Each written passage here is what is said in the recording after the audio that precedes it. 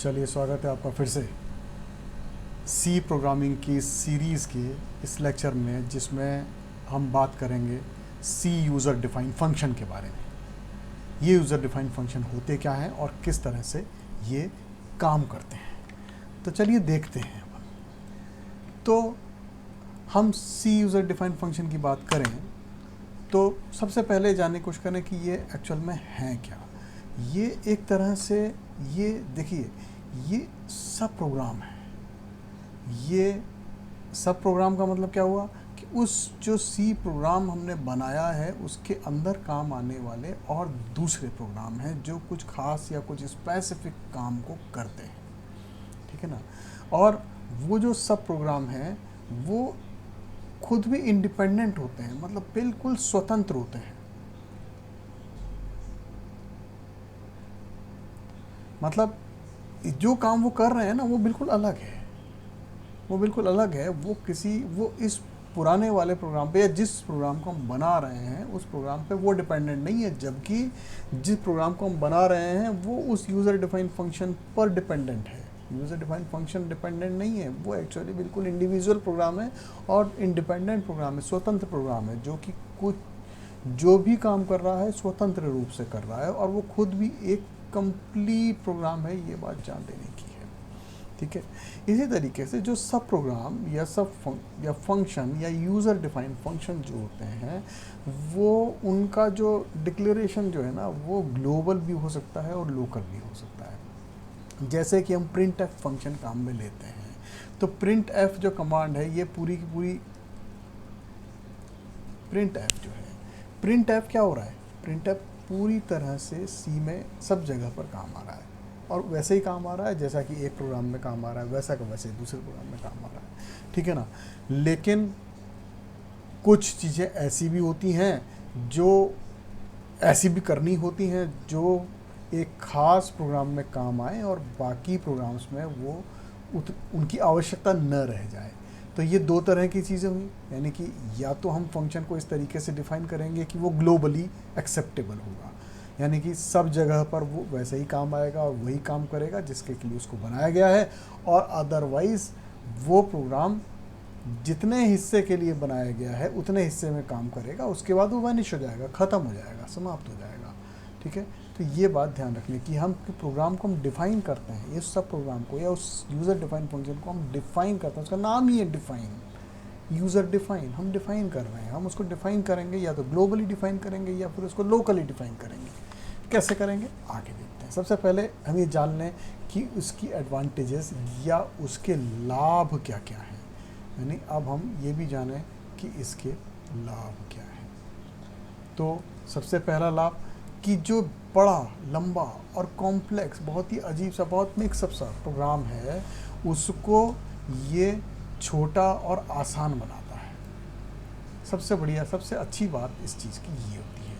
तो जैसे मैं समझाने की कोशिश करूं कि कोई प्रोग्राम है जिसके अंदर हमें कुछ नंबर्स का जोड़ भी काम में लेना है और हमें उन नंबर्स का हमें मान लीजिए एवरेज काम में लेना है और उन नंबर्स का हमें वेटेड एवरेज निकालना है ना, या उनका मोड या मीडियन ये भी निकालना है। हमें कुछ बहुत सारी सीरीज़ दे रखी है और उनके बहुत सारे उसके एनालिसिस करके बताना है। तो भाई या तो ये तरीका है कि हम यहाँ प्रोग्राम शुरू करें, एक एनालिसिस नंबर 1, फिर analysis number 2, analysis number 3, analysis number 4, ये है 50 लाइन का, ये है 48 लाइन का, ये है 24 लाइन का, ये मतलब फिर क्या होगा कि ये प्रोग्राम जब कोई पढ़ेगा इस प्रोग्राम को तो वो कोई 100, 200, 300 लाइन का प्रोग्राम पढ़ेगा और उसके कुछ भी समझ में नहीं आएगा, कौन सी चीज़ पहले हो रही है, कौन सी चीज़ बाद में हो रही है। अब या फिर मैं इसी प्रोग्राम को ऐसे बना देता हूँ कि मैं इसको अलग अलग मॉड्यूल में डिफ़ाइन कर देता हूँ। यहाँ पर मैं कहता हूँ इट इज़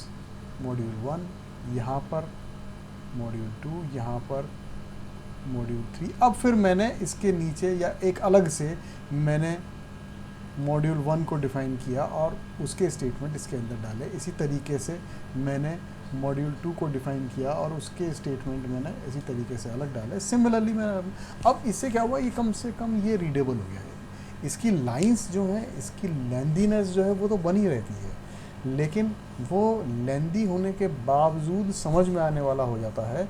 क्यों? क्योंकि वो हमने अलग अलग टुकड़ों में डिवाइड कर दिया उसको। तो ये क्या होता है, यूज़र डिफाइंड प्रोग्राम जो है वो किसी भी लंबे और कॉम्प्लेक्स, जो बहुत ही मुश्किल से दिखने वाले प्रोग्राम हैं, उनको इजी और शॉर्ट फॉर्म में बना देता है। अब यहाँ क्या हुआ, एक्चुअल प्रोग्राम जो है वो तो इतना सही हुआ, तो एक्चुअल प्रोग्राम जो है वो हमें छोटा बना दिया, और उसके जो अलग अलग हिस्से जो काम कर रहे हैं, तो चूंकि वो अलग हिस्सा है तो वो अलग हिस्से को हम समझ पाएंगे कि भाई वो ये एक पर्टिकुलर काम कर रहा है और वो यहाँ पर दिया हुआ है, ठीक है।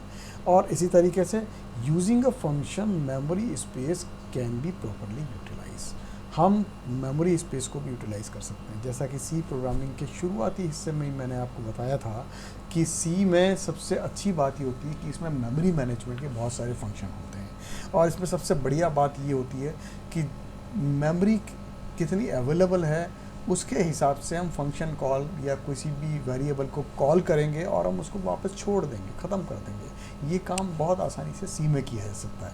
तो यहाँ जैसे हम चाहें कि मॉड्यूल 1 जो है वो यहाँ पर काम आ जाए और उसके बाद वो समाप्त भी हो जाए, तो मॉड्यूल 1 काम आ गया और समाप्त हो गया, ठीक है ना। अब वो मेमोरी में पड़ा हुआ नहीं है, रखा हुआ नहीं है, उसका काम यहीं तक था तो उसने यहाँ पर काम में लिया और ये ख़त्म हो गया, दी एंड, ठीक है।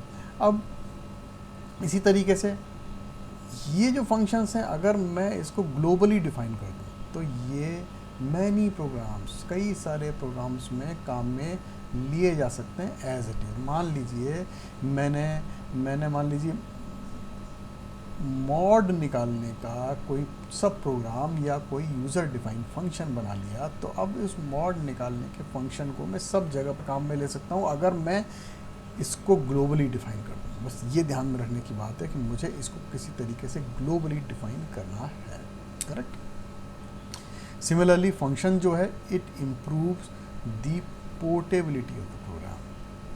पोर्टेबिलिटी ऑफ प्रोग्राम भी इम्प्रूव होती है। कैसे होती है? क्योंकि हुआ क्या कि हमने जितने फंक्शन बनाए तो वो फंक्शन के छोटे छोटे फंक्शन हैं, छोटे छोटे प्रोग्राम, सब प्रोग्राम हैं। तो उन छोटे सब प्रोग्राम को हमने जब बनाया तो बनाते वक्त उन स्टेटमेंट्स को या सी के वो फीचर्स हमने काम में लिए जो पोर्टेबिलिटी को बढ़ाते हैं, ठीक है। जब हमारे पास चीज़ें हमने उसको आसान हिस्सों में ब्रेक कर देते हैं तो हमको ये डिसीजन लेने में आसानी होती है कि हम उसको बनाएं कैसे। लेकिन अगर हम उसको आसान हिस्सों में ब्रेक नहीं करते तो हमारे पास ये डिसीजन लेने की क्षमता ही नहीं रह जाती कि हम उसको इस तरह से बनाएं ताकि उसकी पोर्टेबिलिटी बनी रहे। तो actually it improves the portability of the program. Another thing is debugging. देखिए डिबगिंग एक बहुत ही महत्वपूर्ण शब्द है, ये आप ध्यान रखिएगा। डिबगिंग जो है, डिबगिंग का मतलब होता है कि प्रोग्राम बन गया, अब प्रोग्राम से हमको क्या हो रहा है कि हम कुछ काम कर रहे हैं और वो काम थोड़ा सा गड़बड़ हो रहा है, उस तरीके से नहीं हो रहा जिस तरीके से होना चाहिए। यानी कि हमने मान लीजिए हमने समेशन के लिए बात करी तो वो प्रोग्राम जो है वो कहीं ना कहीं गलती कर रहा है और समेशन प्रॉपर नहीं दे रहा है। इसका मतलब हमने प्रोग्रामिंग करते समय कोई ना कोई एरर कर दी। तो डिबगिंग का मतलब होता है, debugging is used for removing error. तो ये भी एक प्रश्न है कि डिबगिंग क्या होती है और किस काम आती है। तो ये उस बने हुए प्रोग्राम में जो एरर्स हैं उनको चेक करना, उनको फाइंड आउट करना और फिर उनको रिमूव करना, ये काम आती है। लेकिन जो हमारा अभी जो उद्देश्य चल रहा है, अभी जो उद्देश्य है वो क्या है? वो है कि हमारा जो प्रोग्राम है वो डिबगिंग में, हमारा जो यूज़र डिफाइंड फंक्शन है वो डिबगिंग करने में हमको सहायता करता है। सहायता क्यों करता है? कि इतना बड़ा प्रोग्राम था जो कि 100, 200, 300 लाइन का था, उसके अंदर अगर हमें गलती आ गई कहीं तो हमको उसको चेक करने में बड़ी मुश्किल आएगी। लेकिन यहाँ अगर हम करेंगे तो हमें सबसे पहले पता लग जाएगा भैया इस जगह गलती है, इस जगह गलती है, इसका मतलब ये जो फंक्शन मैंने डिफ़ाइन किया है यहाँ पर उसके अंदर मुझे चेक करना है। मेरा जो ये वाला हिस्सा है ये कम हो गया और ये वाला हिस्सा ये भी कम हो गया। मतलब दो हिस्सों की तो मुझे ज़रूरत ही नहीं पड़ी चेक करने की, मेरे को एक छोटे से हिस्से को ध्यान में रखना पड़ा, ठीक है। इसके अलावा इट रिमूव्स रिडंडेंसी। रिडंडेंसी का क्या मतलब हुआ? रिडंडेंसी का मतलब हुआ, जैसे अभी आपने पिछले लेक्चर में देखा होगा, एक प्रोग्राम था जिसमें वो आई की वैल्यू दे रहा था 1 2 3 4 5 6 7 8 9 10, और नीचे एक एस करके, S is equal to S plus I, एक स्टेटमेंट था जो वो जोड़ रहा था, है ना। और उस एस का कहीं भी कोई उपयोग नहीं था उस प्रोग्राम में। मैंने इस बात को इंडिकेट भी किया था कि प्रोग्राम गलती से लिखने में आ गया और वो उसका एस का कोई उपयोग नहीं है। तो ऐसी चीज़ें जो जो अवशेष हैं, जो बेकार की चीज़ें हैं वहाँ मतलब किसी काम नहीं आ रही उस प्रोग्राम के अंदर, तो उन चीज़ों को फाइंड आउट करने और उन चीज़ों को हटाने में भी जो फंक्शंस हैं, जो यूज़र डिफाइंड फंक्शन हैं, वो बहुत ही लाभकारी होते हैं, ठीक है। इसके अलावा अब हम बात करते हैं कि इनकी कैटेगरीज़ क्या क्या है, फंक्शन किस किस तरीके के हैं। तो सबसे पहले जो हैं वो function with no argument and no return value. Actually आपने देखा होगा कि हम फंक्शन हम डिफ़ाइन करते हैं या कोई भी फंक्शन हम लिखते हैं, तो जैसे आपने देखा होगा CLRSCR और आगे ब्रैकेट लगा हुआ था, और ये उसका पूरा सिंटेक्स होता है, ये इस तरीके से लिखते हैं, ठीक है। इसकी इसी तरीके से हम लिखते हैं SCANF, स्कैन एफ, और हम यहाँ पर %d लगाते हैं, ठीक है, और यहाँ लिखते हैं आई, है ना। ये होता है, ये इसका सिंटेक्स है, ठीक है। तो हमने क्या किया, स्कैन एफ फंक्शन आप ध्यान से देखें तो ये जितने भी फंक्शन है ना, आगे 2 छोटे ब्रैकेट्स हैं, उसके अंदर या तो हम कुछ लिख रहे हैं या फिर कुछ भी नहीं लिख रहे हैं, ये 2 काम कर रहे हैं। और हम लिखने का उसको तरीका कैसे हो, ये भी हम उसके अंदर डिफाइन कर रहे हैं कई बार, जैसे यहाँ पर हमने किया %d लगा के, एस्केप सीक्वेंस लगा के। तो ये जो चीज़ है ये आर्ग्यूमेंट्स कहलाते हैं। यहाँ पर क्या है, कोई भी आर्ग्यूमेंट नहीं है ना। और यहाँ पर क्या है, ये आई जो है वो क्या है, आर्ग्यूमेंट है। ये ध्यान रखने की बात है। तो भाई function with no argument and no return value, actual में रिटर्न वैल्यू का मतलब हुआ कि वो फंक्शन आपको कुछ वापस कर रहा है। वापस कर रहा है का मतलब ये हुआ कि वो ऐसी चीज़ वापस कर रहा है जिसको आप रख सकते हो सहेज के, यानी कि वो परमानेंट टाइप की चीज़ हो सकती है। लेकिन अगर वो ऐसी चीज़ वापस कर रहा है जो इसकी की वैल्यू उस फंक्शन के साथ ही ख़त्म हो जाएगी, तो कहलाएगा कि वो कोई रिटर्न वैल्यू नहीं दे रहा। फंक्शन का काम हुआ और वो रिटर्न वैल्यू है ही नहीं, ख़त्म मामला, ठीक है। तो एक तो ये हुए फंक्शन जो no argument and no return value, दूसरे function with argument and no return value, तीसरे function with no arguments and return value, और चौथे function argument and return value. तो ये ध्यान रखना है कि जो रिटर्न स्टेटमेंट है ये कुछ न कुछ वैल्यू या कोई ना कोई कंट्रोल उस कॉलिंग फंक्शन को देने के काम आता है, ये ध्यान रखना। इसके अलावा जैसे मान लीजिए हम लिखते हैं सिर्फ रिटर्न लिखा हमने, इसका मतलब कुछ भी रिटर्न नहीं कर रहा भाई, रिटर्न 0 लिखा, इसका मतलब अगेन ये कुछ भी रिटर्न नहीं कर रहा है, और बस क्या कर रहा है, जहाँ पर इस फंक्शन को कॉल किया गया उस जगह पर वो अपना उसका कंट्रोल दे देता है, बात ख़त्म, ठीक है ना। आपने कॉल किया, आपका जवाब है और दी है, बात ख़त्म हो गई, ठीक। इसके बाद मान लीजिए मैं रिटर्न के अंदर कोई एक्सप्रेशन लिखता हूँ, तो ये एक वैल्यू रिटर्न करी इसने, यहाँ पर आपको कुछ आया, या रिटर्न के अंदर कोई वैल्यू लिखता हूँ, वैल्यू भी लिख सकते हैं और एक्सप्रेशन भी लिख सकते हैं, किसी वैल्यू से कैलकुलेट होकर जो आए, ठीक है। तो ये जो है ये वैल्यू रिटर्न करता है, और वो वैल्यू रिटर्न करके और वापस से जो कंट्रोल है उस कॉलिंग फंक्शन या कॉलिंग सबरूटीन को दे देता है, ठीक है। नाउ तो एग्जाम्पल से इस चीज़ को समझने की कोशिश करते हैं। तो ये एक एग्जाम्पल है, आसान सी एग्जाम्पल है, कोई ख़ास दिक्कत नहीं आएगी इसको समझने में। आप ध्यान से देखिए ये क्या है, ये एग्जाम्पल है function with no argument and no return value की। तो ये देखिए stdio.h conio.h क्लियर स्क्रीन लगा दिया, ये जो चीज़ है ये एक नई चीज़ आ गई, ठीक है। ये एक्चुअल में क्या है, ये फंक्शन कॉलिंग है, ये यूज़र डिफाइंड फंक्शन है जिसको कॉल किया गया है। इसके बाद गेट कैरेक्टर मैंने कर दिया। तो आप ध्यान से अगर देखें तो जो मेन है, मेन तो भाई इस 3 लाइन में ही ख़त्म हो गया, आसान हो गया ना। ये क्या कर रहा है, ये कुछ सम कर रहा है, तो यानी कि जो बाद के जो लाइनें हैं वो हटा दी गई। ये एक छोटा सा तरीका है समझने का कि हमारे को मेन फंक्शन कितना छोटा इसने बना दिया। अब एक्चुअल में ये सम क्या कर रहा है, ये सम जो है ये फंक्शन है, ये फंक्शन डिक्लेरेशन हमने नीचे किया, ये मेन के बाद में किया, और मेन के बाद में करा किस तरीके से, ये सम, इसके अंदर कोई भी आर्ग्यूमेंट नहीं है, क्या है ये,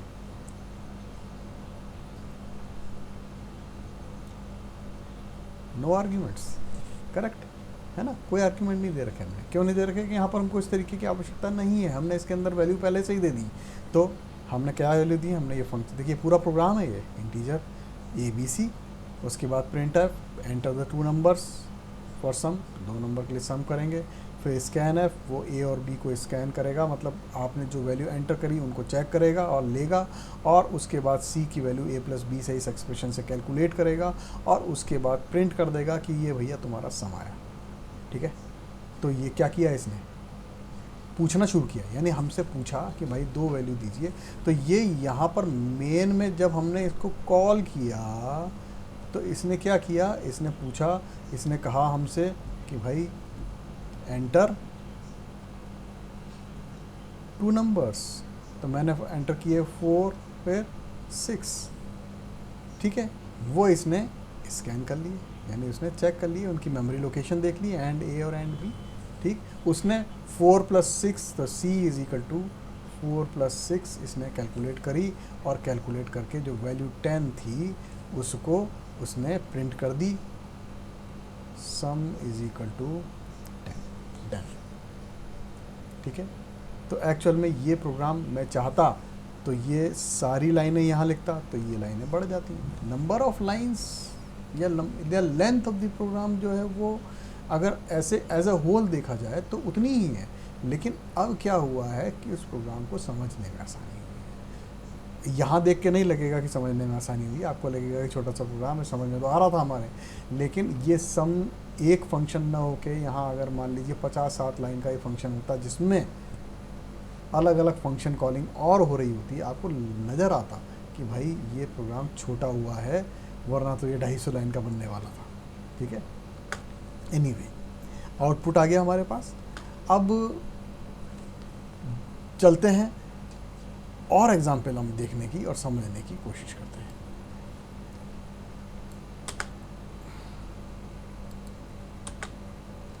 देखिए, ये आर्ग्यूमेंट है और रिटर्न वैल्यू नहीं है। अगर ऐसा कोई फंक्शन होता है तो यहाँ पर कैसा है, ये फंक्शन देखिए, इसके अंदर 2 आर्ग्यूमेंट दे रखे हैं, इंटीजर और इंटीजर।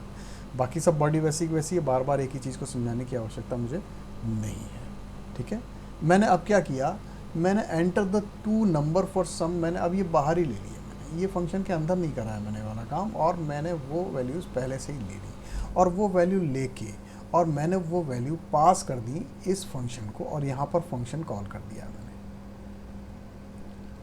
ये है फंक्शन कॉलिंग। और क्या किया, मैंने वैल्यूज पास्ड टू फंक्शन, यानी फंक्शन को मैंने वैल्यूज जो थी वो मैंने पास कर दी। अब वो फंक्शन जो है कैलकुलेट करेगा, कैलकुलेट कहाँ से करेगा, वो इस जगह से करेगा।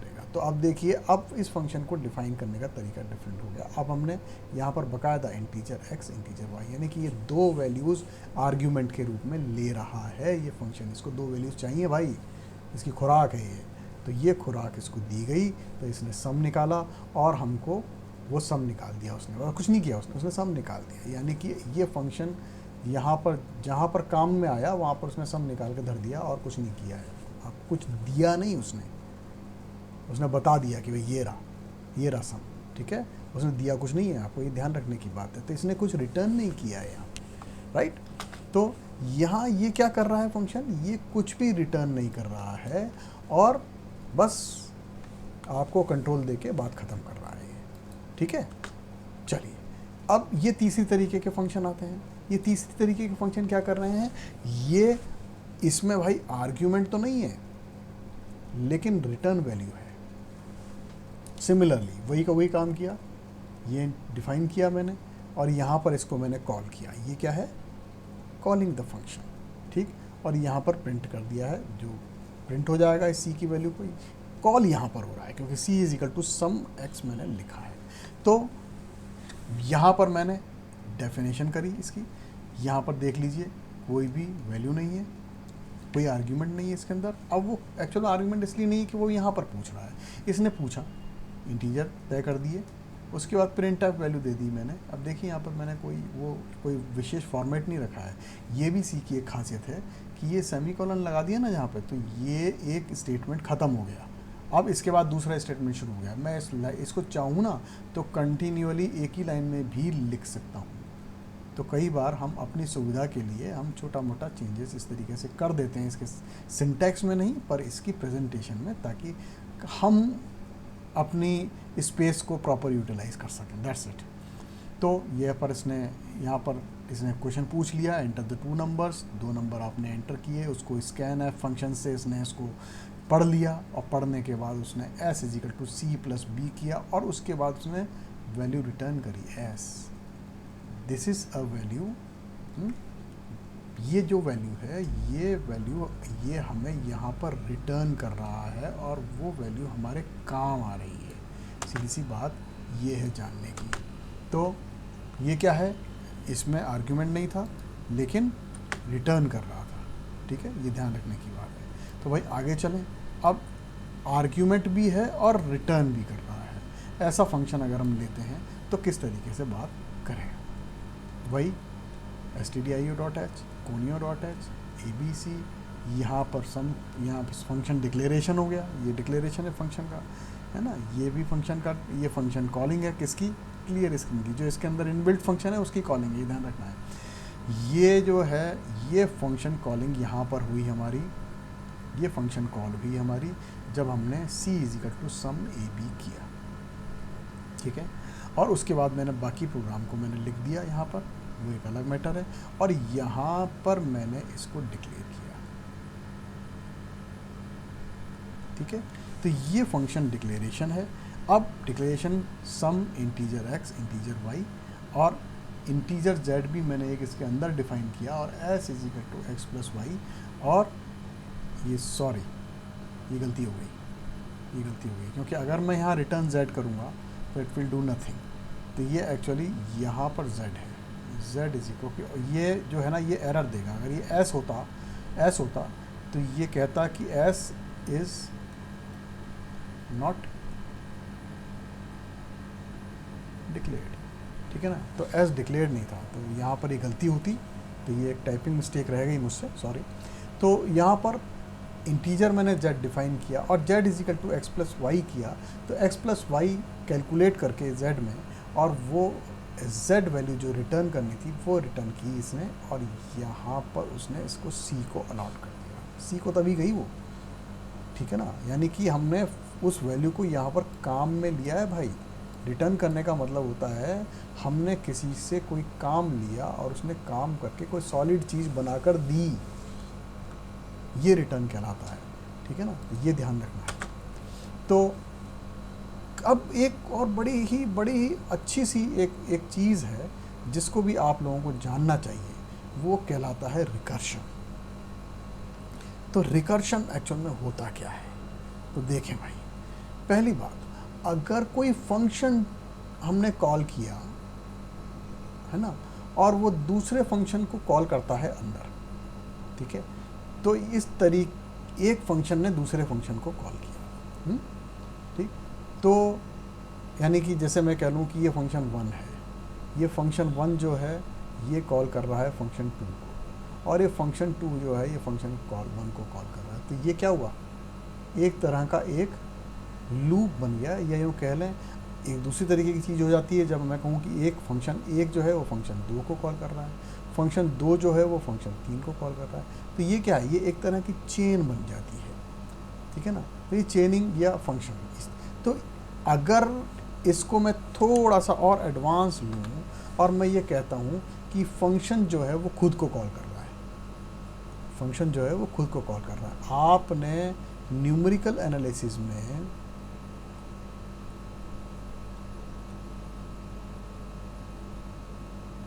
में ये चीज़ पढ़ी होगी, आपने इटरेटिव फंक्शंस जो होते हैं उनके बारे में पढ़ा होगा। यानी कि मैं ये कहता हूँ function of r + 1 is equal to function of r minus one plus function of r। ये क्या था? इसने खुद को ही कॉल किया है, देख रहे हो आप, अलग वैल्यू के साथ खुद को कॉल किया है। तो ये इस तरीके की कॉलिंग जब होती है तो हम उसको रिकर्शन बोलते हैं, ये आप ध्यान रखिए, ठीक है। तो ये जो रिकर्शन है, हम क्या करते हैं, हम कहते हैं कि भाई ये recursion r is equal to n तक चलेगा। तो ये जब तक कोई स्पेसिफिक कंडीशन मीट आउट होती है, जब तक हम इसको काम में लेते हैं। और यदि हम इसको इनफाइनाइट तक चलाना चाहते हैं, अगर हम वो स्पेसिफिक कंडीशन नहीं देते हैं, तो ये अनंत तक चलेगी और ये फिर कभी भी बंद नहीं होगा। तो ये गलती कहलाती है। ऐसी एरर ना हो, इस बात का ध्यान हमें रिकर्शन लूप को काम में लेते समय हमेशा ही रखना होगा। चलिए एग्जाम्पल देखते हैं कैसे हुआ। ये देखिए, include stdio.h conio.h void integer n r clear screen, वैसे चल रहे हैं। इंटीजर फैक्टर ये हमने डिक्लेयर किया फंक्शन को, और उसके बाद enter the number scan up किया, और ये हमने फंक्शन को कॉल किया। ये कौन सा फंक्शन है? फैक्टोरियल एन, फैक्ट एन, ये नाम दिया है हमने, और ये हमने इसको डिफाइन किया है यहाँ पर हमने इसको डिफाइन किया। तो ये डेफिनेशन है इसकी। तो भाई देखिए डेफिनेशन क्या कह रही है, इंटीजर f, ठीक, और ये कोई भी f मैंने इंटीजर डिक्लेयर कर दिया, और अब मैं चेक कर रहा हूँ अगर n इज इक्वल टू 1 है तो मैं रिटर्न करता हूँ 1, यानी कि factorial 1 is equal to 1, done, कोई दिक्कत नहीं। एल्स अगर n इज इक्वल टू 1 नहीं है, ठीक है, मान लीजिए मैं कहता हूँ n इज इक्वल टू 4 है, ठीक है। अब इसको समझने की कोशिश करते हैं। यहाँ पे आया f डिफाइन कर लिया इसने, n डिक्लेरेशन हो गया इसका f का। n इज इक्वल टू 1 है क्या भाई? नहीं। इसका मतलब वो एल्स पे जाएगा सीधे। इसका मतलब क्या हो गया? f is equal to n मतलब 4 multiplied by factorial n minus 1 यानी 3, ठीक। इसने खुद को कॉल कर लिया। अब क्या होगा? दोबारा कॉल करेगा। n इज इक्वल टू 1 है क्या? नहीं। तो क्या हुआ?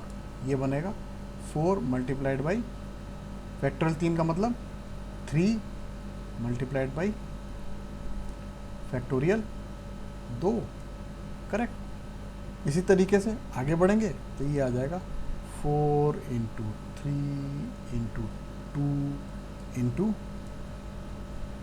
Factorial 1, right. एंड फैक्टोरियल 1 की वैल्यू तो पता ही है, 4 इंटू 3 इंटू 2 इंटू फैक्टोरियल 1 का मतलब यहाँ पर चेक करेगा और रिटर्न कर देगा 1 वैल्यू, राइट। तो आ गया आंसर। आसान था।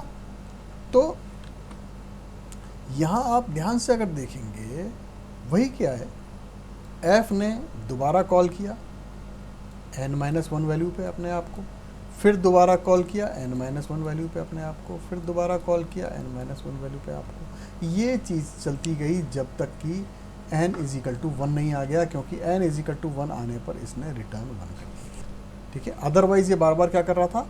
Return f। फाइनली इसने उस वैल्यू को कैलकुलेट किया यहाँ पर, और क्या किया? रिटर्न f रिटर्न कर दिया उसने, फंक्शन की वैल्यू रिटर्न कर दी। तो ये जो है ये रिकर्शन होता है, ठीक है। तो ये हमारा यूज़र डिफाइन फंक्शन थे। यूज़र डिफाइन फंक्शन के बाद सी प्रोग्रामिंग में एक और बहुत ही इम्पॉर्टेंट और बहुत ही ज़रूरी, जिसे कहें बहुत ही काम का, जिसे कहें, और जिसको कहें कि जिसकी आवश्यकता हर हाल में पड़ती ही है, ऐसा एक कॉन्सेप्ट और आता है जो कहलाता है अरेज। अरेज क्या होते हैं, कैसे काम आते हैं, और कहाँ कहाँ उनको काम में लिया जाता है, कैसे कैसे उनकी उपयोगिता होती है, ये हम अपने नेक्स्ट लेक्चर में जानेंगे बहुत जल्दी। So stay tuned and thank you so much. Alright.